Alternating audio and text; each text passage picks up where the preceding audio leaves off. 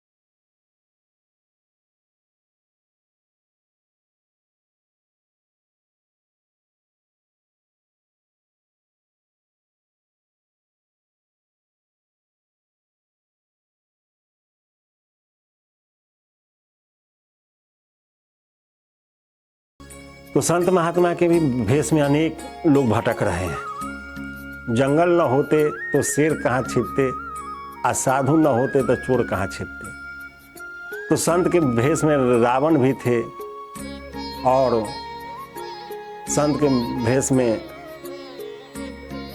काल नेमी भी थे। सब लोग संत का ही भेष धारण कर लिया था। यदि संत के भेष में रावण नहीं आता तो सीता जी कभी भी उसके झांसे में नहीं आती और उसका हरण नहीं हो पाता।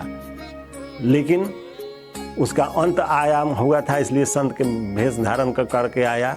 और उसी तरह से काल ने भी यदि संत का भेष धारण नहीं करता तो फिर हनुमान जी के द्वारा उसका वध नहीं होता। तो नकली और असली पहचान में आ जाता है। काल नेमि जिए रावण राहु उभरे न अंत होहु समाहु। यदि लोग उभरता नहीं तो अंत नहीं होता। तो नकली भेष बनाइएगा तो आज न कल पकड़ा जाइएगा, इसमें कहीं कोई संशय नहीं है। अनेक प्रकार के ज्ञान बताया जा रहा है। आजकल तो शिष्य लोग भी उसी तरह से है जो चाहते हैं कि गुरु जी मिले या बिहाने हम कहीं के राजा बन जाएं, इसलिए उसी तरह से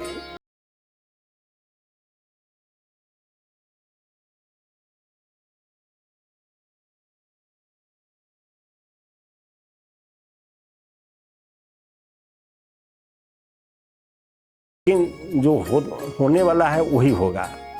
घबराने से, धड़फड़ाने से, ज़्यादा भ्रमण करने से, ज़्यादा बेचैन होने से किसी चीज़ की प्राप्ति नहीं होता है। एक राजा थे, उनके राज्य में ज्योतिषों का बहुत बोलबाला था। पूरे राज्य के जनता उस ज्योतिष के पास जाता था। ज्योतिष सबके दिन दशा ग्रह नक्षत्र निकालते थे। ऐसा स्थिति आ गया जो ज्योतिष की का जो प्रभाव था वो राजमहल तक आ गया। सारे राजमहल के सारे मंत्री, राजा के दरबारी, रानी सब उस ज्योतिष के प्रभाव में आ गया। और ज्योतिष सबको लगा समझाने दे आपका शनि खराब है, किसी का बुध खराब है, किसी का राहु खराब है, किसी का केतु खराब है। सब जनता से लगा धन का शोषण करने। और सारे जनता भय के एक साया में जीने लगे। पूरा राज के कारोबार चौपट होने लगा। कोई कुछ करने से भाग रहा था कि हमारा समय खराब है, अभी इतना दिन तक ही समय खराब चलेगा, इतना दिन तक ही समय खराब चलेगा। अब कोई काम ही नहीं करना चाह रहा था। पूरा राज्य जो है अकर्मण्य हो गया, निठल्ला सा हो गया। सारा बैठ करके अब अपने समय का इंतज़ार करने लगा। और जो मंत्र बताते थे सब मंत्र का जाप दिन रात कर रहा है। अब सब अपने अपने समय का इंतज़ार कर रहा है। तो राज्य में बहुत बड़ा एक अकर्मण्यता छा गया। राज्य में राजकोष घटने लगा, चूँकि कोई प्रजा काम ही नहीं कर रहा था जो समय खराब है, समय खराब है। एक अफवाह फैला और ज्योतिषी जी तो थे उनका बहुत चलती हो गया। पूरा राज्य पर हावी हो गया और अपना उनका धन का उगाहन दिन रात चलने लगा। अब ज्योतिष जी का जय जयकार है। इधर राजा भी उस ज्योतिष के झांसा में था, लेकिन जब राजकोष घटने लगा तो उसका दिमाग चकराने लगा। अब इधर उधर भटकने लगा। देख रहा है कोई जनता काम करने के लिए तैयार नहीं है। गुप्तचर लोग बताया जी महाराज ये सारे अधिकारी लोग, सारे प्रजा लोग सारा जितना किसान है सब कह रहा है कि अभी समय खराब है, इसलिए इस बार खेती नहीं होगा, अकाल पड़ जाएगा तो बंजर पड़ जाएगा। तरह तरह के मन में सबकी एक भावना भर दिया गया, जिससे पूरे राज्य जो है एक बहुत बड़ा अकर्मण्यता की चपेट में आ गया।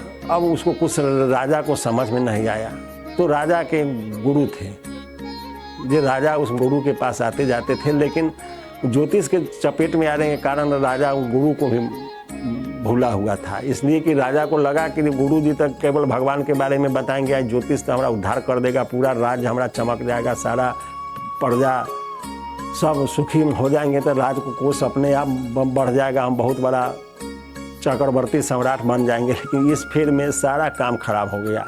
जब सारा चीज़ डूबने लगा तो एक रोज़ राजा के मन में यह बात आया कि इतने दिन से हम लोग इस ज्योतिष के चक्कर में पड़े हुए, लेकिन अभी तक कुछ परिवर्तन नहीं हुआ, क्यों ना वो अपने गुरु से जाके इस पर हम राय विचार करें। गुरु महाराज करने तो जाना ही छोड़ दिए, ना उनसे मिलते हैं, ना कोई बात होता है, ना गुरु महाराज आते हैं, ना कोई प्रकार का उपदेश बता रहे हैं।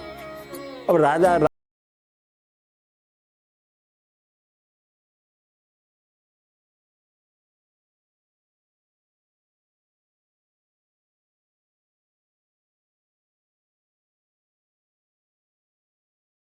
भगवान के चिंतन मनन भजन में तल्लीन थे। उसी समय राजा वहाँ पहुँचे, सुबह का समय था।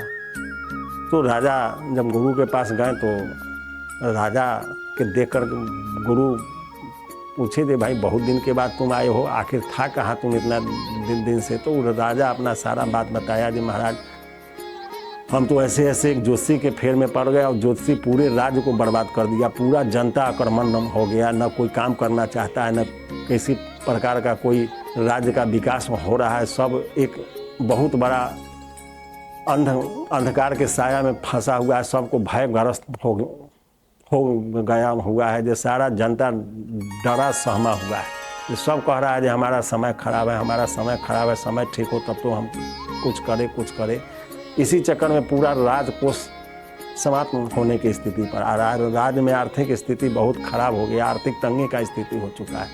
तो अंत में हम हार के हम आपके पास आए हैं। अब हमको कोई युक्ति नहीं समझ में आ रहा है, अब आप ही कोई मार्ग बताइए। तो उसके गुरु जो थे उसको एक मार्ग बताएं और उसको एक रास्ता बताएं कि तुम जाओ और वहाँ अपने राज दरबार में जा कर के इस युक्ति को लागू कर दो और कल से तुम्हारा पूरा प्रजा और सारे राज्य का दुख समाप्त हो जाएगा। राजा वहाँ से अपने गुरु की आज्ञा मानकर आया और पूरे राज्य में घोषणा करवाया कि कल एक राज्यसभा का आयोजन होगा, उसमें सारे प्रजा और जितने मंत्री हैं सब लोग उपस्थित होंगे। सब लोग आ गया। जब सब लोग आ गया तो उस ज्योतिषी को बुलाया गया राज दरबार में। जब ज्योतिषी आया तो राजा कहा कि इसको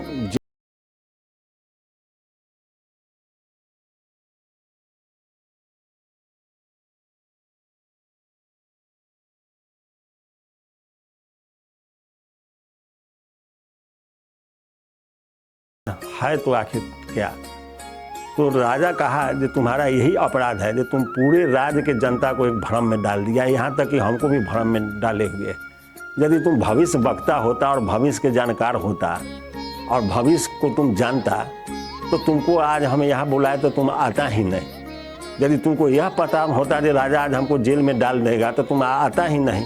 तो तुमको अपना भविष्य की जानकारी नहीं है, एक भ्रम फैलाकर हमारे सहित पूरे प्रजा को जैसे समाप्त करने पर तुम लगा हुआ, पूरा राज्य को नष्ट भ्रष्ट कर दिया। इसलिए तुमको यही दंड है कि तुम आजीवन कारावास की सजा भोगोगे ताकि फिर दूसरा कोई आदमी तुमसे भ्रमित नहीं हो।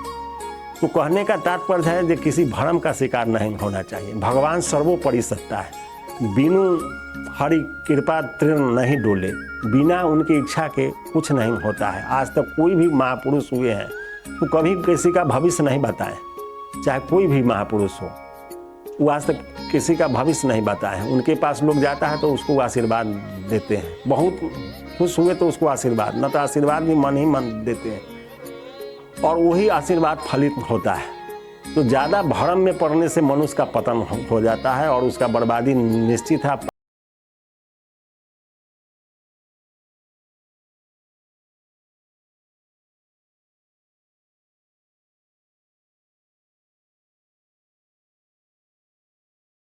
सकता है। इसलिए सब कुछ छोड़ करके उस प्रभु का शरण ग्रहण करिए, उद्धार निश्चित होगा, इसमें कोई संशय नहीं है।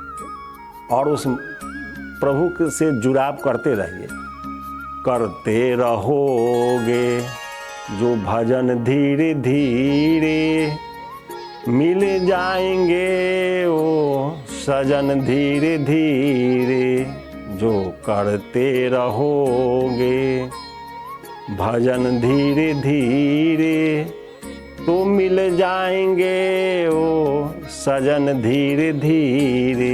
यदि आप धीरे धीरे भजन कर रहे हैं तो सजन निश्चित रूप से मिल जाएंगे। यदि उनसे प्रेम हो गया तो सारे ज्योतिषी, सारे ग्रह, सारे नक्षत्र आपका अपने आप सही हो जाएंगे। कोई चीज़ सही करने की आवश्यकता नहीं है, क्योंकि वो सर्वोपरि सत्ता है। बिना उनकी इच्छा के कुछ नहीं हो रहा है। संसार में कोई भी है उन्हीं की कृपा से चल रहा है। नहीं तो उनका यदि कृपा समाप्त हो जाए, तो यदि श्वास ही बंद हो जाए तो फिर कोई काम नहीं आएगा। सारे ज्ञान धरा के धरा रह जाएगा, सारे धन वैभव ख्याति सब यहीं रह जाएगा। इसलिए उस श्वास के महत्व को समझते हुए और उस प्रभु का चिंतन मनन और भजन करते रहिए। कोई काम दुनिया में मुश्किल नहीं है, कोई काम दुनिया में मुश्किल नहीं है, मुश्किल नहीं है, जो करते रहोगे यतन धीरे धीरे मिल जाएंगे ओ सजन धीरे धीरे। आप कोई भी काम संसार में मुश्किल नहीं है, लेकिन उस प्रभु से यदि प्रेम हो गया तो सब आसान हो जाएगा। हनुमान जी उस प्रभु के बल से ही समुद्र को छड़प गए। यदि प्रभु का बल नहीं होता तो आज तक उस समुद्र को कोई छड़पा ही नहीं था, कोई छलांग नहीं लगाया। लेकिन ज्यों ही हनुमान जी को यदि प्रभु से प्रेम हो गया और उनका बल उनके अंदर आ गया, राम रसायन तुमरो पासा सदा रहो रघुपति के दासा, वो राम रसायन उनके अंदर जब प्रवेश कर गया तो समुद्र में छलांग लगा दिए, समुद्र के उस पार चले गए और पूरे रावण के वैभव को, साम्राज्य को तहस नहस कर दिए। आज तक इस संसार में कोई उस लंका गढ़ में प्रवेश करने का साहस नहीं किया, लेकिन हनुमान जी उस प्रभु के प्रताप से पूरी लंका को नष्ट भ्रष्ट कर दिए। तो हनुमान जी किसी ज्योतिषी से पूछ के लंका में नहीं गए थे ना, तो ज्योतिषी से पूछने लगते तो लंका में जा ही नहीं पाते। इसलिए उस प्रभु पर भरोसा करके और आप चलिए, आपका निश्चित कल्याण होगा। और राम राम रटते रहिए।